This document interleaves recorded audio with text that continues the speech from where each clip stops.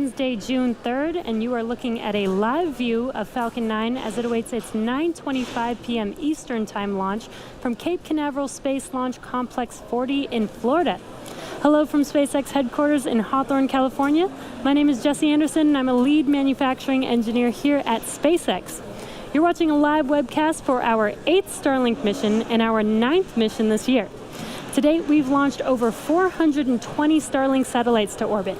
As a reminder, Starlink is a constellation of satellites that can provide high-speed, low-latency internet all over the globe, particularly in remote or rural areas where connectivity is limited or completely unavailable. This latest launch comes on the heels of our historical first launch of humans over the weekend. In case you missed it, we'll give you a quick update on that later in the broadcast. At T-9 minutes, all systems are go for an on-time liftoff this evening. And if for any reason there is a hold on the countdown today, we have a backup launch window opportunity tomorrow at 9:04 p.m. Eastern. You're looking at a live view of Falcon 9, our 70-meter two-stage liquid-fueled launch vehicle, getting ready for launch from Space Launch Complex 40, or SLC 40. This booster will be flying for the 5th time today. It previously supported the Telstar 18 Vantage mission, Iridium 8, and the first Starlink mission, as well as the 3rd Starlink mission. The bottom 2/3 of the vehicle is the first stage. You can see the soot markings left over from its last flight. And the first stage accelerates the vehicle through the Earth's atmosphere into space with the help of 9 Merlin engines at the base of the rocket. Today, we will be attempting to recover the first stage for the 5th time, which, if we are successful, would be the first 5th landing of a Falcon 9 booster. Today, we are using our drone ship, Just Read the Instructions, which was our very first drone ship, and opposed to our more commonly used drone ship, Of Course I Still Love You, since it was currently occupied by our Demo 2 Falcon 9 booster up until last night from this past weekend's exciting historical launch. Just Read the Instructions is currently stationed about 350 nautical miles northeast of the Cape and about 200 nautical miles east of Charleston. Above the first stage is the second stage, which has a single Merlin vacuum or MVAC engine, which ignites after the first stage separates. The second stage is what will carry the Starlink satellites into an elliptical orbit above the Earth's surface. From there, they will use their propulsion system to move up to their operational altitude of 550 kilometers. And Falcon 9 has been loading propellant since T-minus 35 minutes. And as a reminder, we use a rocket-grade kerosene, or RP1, as our fuel, and super chilled liquid oxygen, or LOX, as our oxidizer to power Falcon 9. And currently, RP1 and LOX are nearly fully loaded on both stages, and LOX will continue to be topped off right until the last minute of the countdown. The stack of 60 satellites is safely enclosed inside of the 17-foot diameter payload fairing, which you can see on your screen. That's that pointed structure at the very top of the rocket. This protects the satellites from the aerothermal heating, aerodynamic loads, and contamination during ascent. But once we reach the vacuum of space, we no longer need them, so we will jettison the fairing as the second stage continues on its journey to orbit. We will be attempting to recover the fairing halves today using our recovery ships Mystery and Mischief. At approximately T plus 40 minutes, the team will perform a poll to confirm if we're all good to make a catch attempt, and weather plays a factor as well as telemetry of the fairing, its altitude, position, and speed. And we were watching some thick clouds earlier, making sure that we are good for weather, just like we did in last week's launch, Demo 2 launch, constantly checking on the weather. But today, we are currently go for weather at T0. So with that, the vehicle, satellites, weather, and range are all looking good for an on-time liftoff, just about 5.5 minutes from now. And as I mentioned at the top of the broadcast, we are coming off an amazing weekend with the SpaceX and NASA teams successfully launching the dads, NASA astronauts Bob Behnken and Doug Hurley, to the International Space Station. Our second demonstration mission, or what we call Demo 2, lifted off from historic Launch Pad 39A at Kennedy Space Center on Saturday, May 30th, and 19 hours later docked with the International Space Station. The mission marks the first time a commercially built spacecraft has launched people to the space station, and the first time in nearly 10 years that the U.S. has launched astronauts into space from U.S. soil. The video that you see on your screen is Bob and Doug floating around in orbit, giving us a tour of their Dragon spacecraft, which they named Endeavour to commemorate the huge efforts made by the SpaceX team, as well as a nod to the first shuttle that they both flew on. Demo 2 is an end-to-end flight test from launch to docking to splashdown. It is the final major milestone for SpaceX's human spaceflight system to be certified by NASA for operational crew missions to and from the International Space Station. While Bob and Doug certainly had the best seats for the Demo 2 launch, they weren't the only ones to try their hand at docking Dragon to the space station. We recently released the same simulation that the astronauts trained on in advance of the Demo 2 mission. Head over to iss-sim.spacex.com to give it a try yourself. That simulation, the displays in Crew Dragon, and a bunch of other really cool projects were developed by SpaceX software engineers. Software engineers at SpaceX get to work across exciting projects that drive our rockets, spacecraft, satellites, and ground systems. If you're interested in helping roll out Starlink to the world or taking humanity to the moon and Mars, send your resume to softwarejobs@spacex.com. We will also be setting up a Reddit Ask Me Anything, or AMA, with our software team in the next week or so stay tuned to our social media accounts for details on that. Once Demo 2 is complete, the SpaceX and NASA teams have reviewed all the data for certification. NASA astronauts Victor Glover, Mike Hopkins, Shannon Walker, and JAXA astronaut Soichi Noguchi have been assigned to fly on Dragon's first 6-month operational mission, which we're calling Crew 1, which is targeted for later this year. We are currently 2.5 minutes from liftoff, and Falcon 9 is now moving into the final stages of the countdown. The first and second stages are both nearly fully loaded with 1 million pounds of kerosene fuel and liquid oxygen. Super chilled liquid oxygen, which as I mentioned earlier is our propellant oxidizer, is what's creating those white clouds that you see around Falcon 9 when it's exposed to the warmer ambient air. You can see that on your screen there. First stage should finish prop loading, actually already has finished prop loading at T-3 minutes, and second stage is coming up on finished prop loading at T-2 minutes. At T-60 seconds, Falcon 9 will be in startup, and that means that the rocket's autonomous internal flight computers have taken over the launch countdown. Stage 2 lock load is complete. So with the Starlink payload continuing to be healthy, the F9 teams, Falcon 9 teams are tracking no issues on the rocket. Weather is still looking good, and the range is green for launch. So we are at T-1.5 minutes from liftoff. And again, in about 30 seconds, Falcon 9 will be in startup. What this means is that the vehicle will basically be autonomously making its decision if it will continue with liftoff at T0.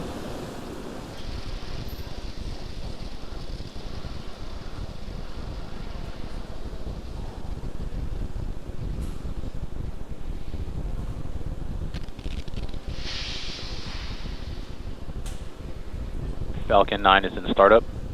And there's that call out that Falcon 9 is in startup.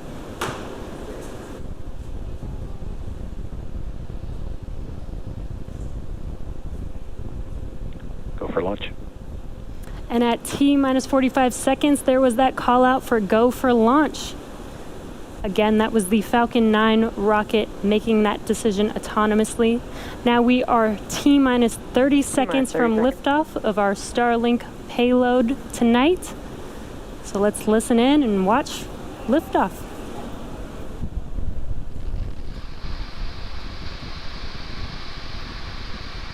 T-minus 15 seconds.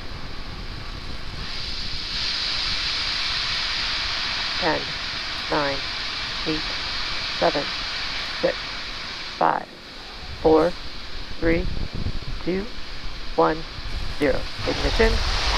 Liftoff!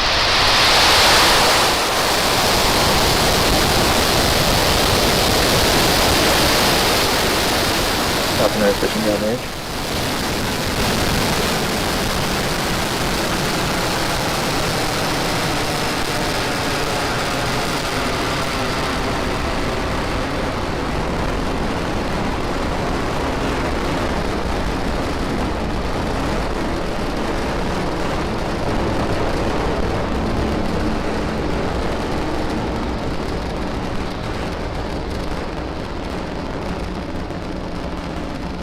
We are T plus 40 seconds into flight, and Falcon 9 has successfully lifted Power off telemetry from nominal. Pad 40 at Cape Canaveral Air Force Station, carrying our Starlink payload to its targeted drop-off orbit.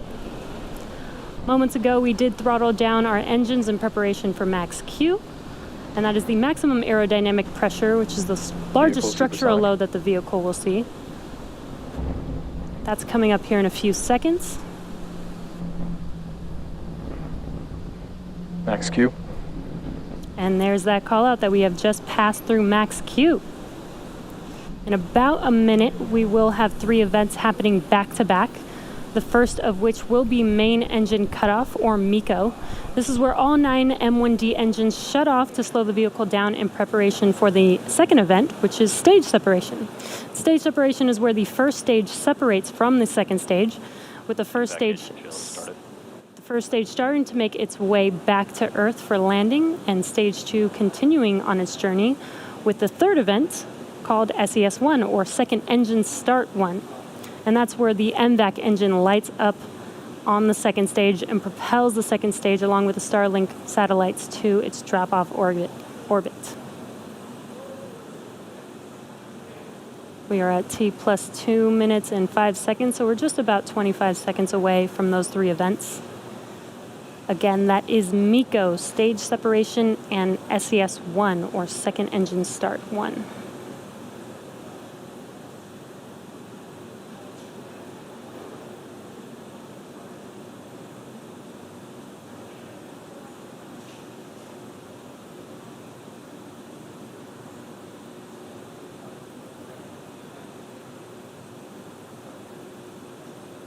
MECO. Stage separation confirmed.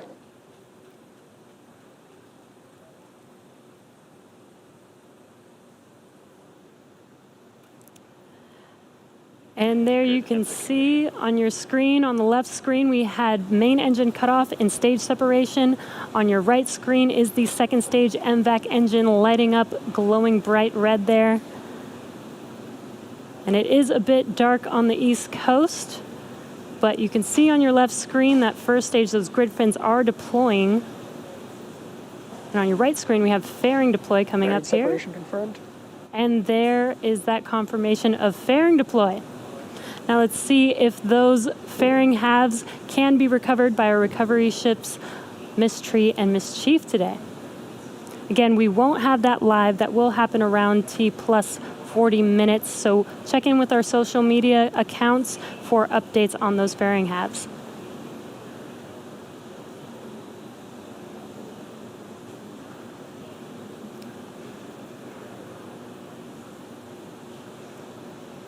And stage 2 still looking nominal. Again, that is what you see on your right screen. Stage 1 is making its way back. Acquisition of signal, Bermuda. And as the first stage makes its way back to Earth, it will perform 2 burns, the first of which will be the entry burn, and that is where 3 of the 9 M1D engines reignite, and this helps slow the vehicle down as it re-enters back into the upper part of the Earth's atmosphere. And finally will be the second and final burn is the landing burn, and this is a single engine burn. That's the center E9 engine that reignites and brings the vehicle all the way down, very, very rapidly slows the vehicle down so that it can touch down and land on the drone ship. Again, we are attempting to land the first stage today on just read the instructions, as our Of Course I Still Love You drone ship was occupied with our Demo 2 vehicle from over the weekend Vehicles up on until nominal last night. trajectory.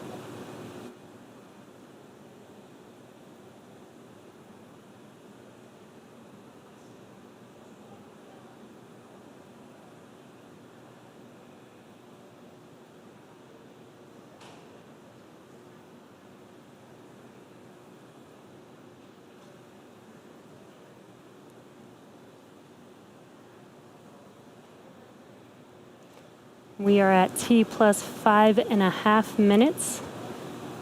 Stage 2 still looking nominal. And first stage making its way back.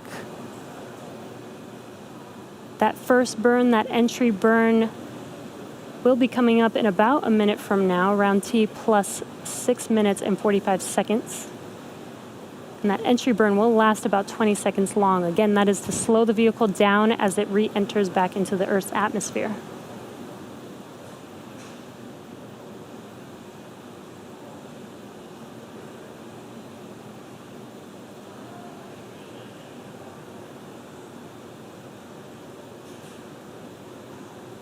Stage 2 on your right screen, still on a nominal trajectory. And on your left screen, it is a little bit dark. It is nighttime on the East Coast. But we should see that screen light up with that entry burn, those 3 engines reigniting.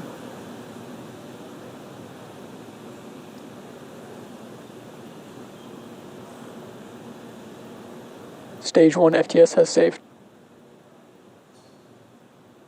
Stage 1 entry burn has started.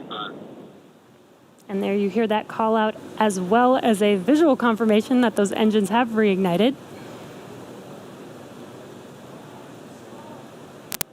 The vehicle continues to follow a nominal trajectory. And stage 1 entry burn shut down. And confirmation that the stage 1 entry burn is complete, as well as stage 2 still looking nominal. If you heard that call out.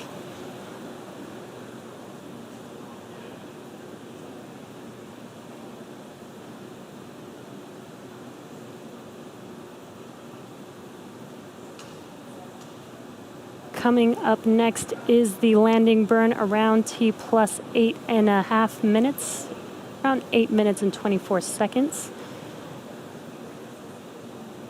Looks like we lost that live view of the first stage coming down, but that is expected. So hopefully we can get that live view back. Right now, Stage 1 is transonic. Right now, what you're seeing on your left screen is the drone ship just read the instructions. Followed very closely after the landing burn and landing of the first stage will be SECO 1, that is second engine cutoff, around T plus 8 minutes and 58 seconds.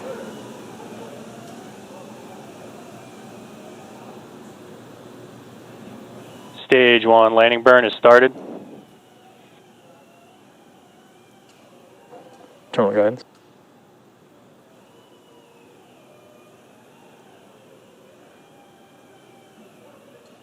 Landing legs have deployed. Stage 2 FTS has saved. And wow, as you saw coming And down, JRTI, we that have a first stage 1 stage landed. Falcon Landing 9, operators moving to procedure 11.100 on recovery 1 and DCF 9. amazing, that first stage booster has landed for the first time, for the 5th time for a Falcon 9 booster. That is amazing. We're waiting for second stage engine cut off. What an amazing view of that first stage coming down, even though it was dark and night. But those engines lighting up the screen, watching first stage come down, was an amazing view. And we heard a call out of good orbit for second stage. Acquisition of signal, Newfoundland. And now that second stage is going to, now that second stage is in a good orbit, it's going to coast for a few minutes. And during this time, it will start to spin along its central axis, giving these Starlink satellites the momentum that they need to space themselves out over time after they deploy. So we will take a quick break and return back here at T plus 14 minutes.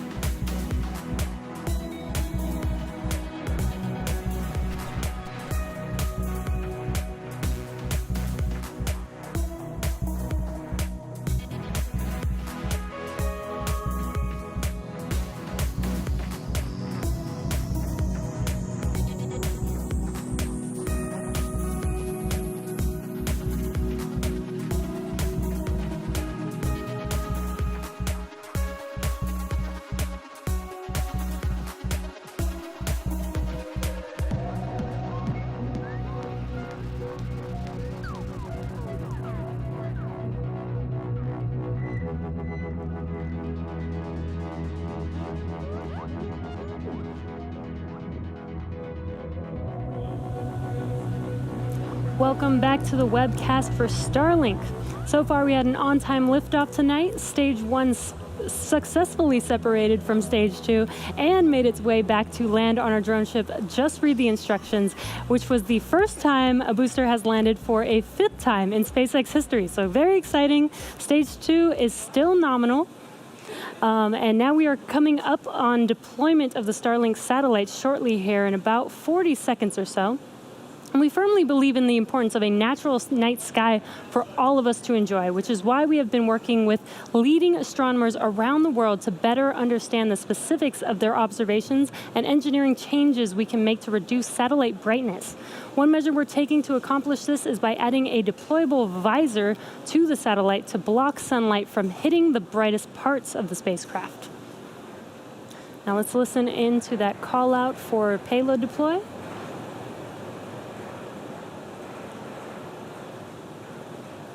And again, the first unit with the sun visor is actually on this payload right here that you see in front of you.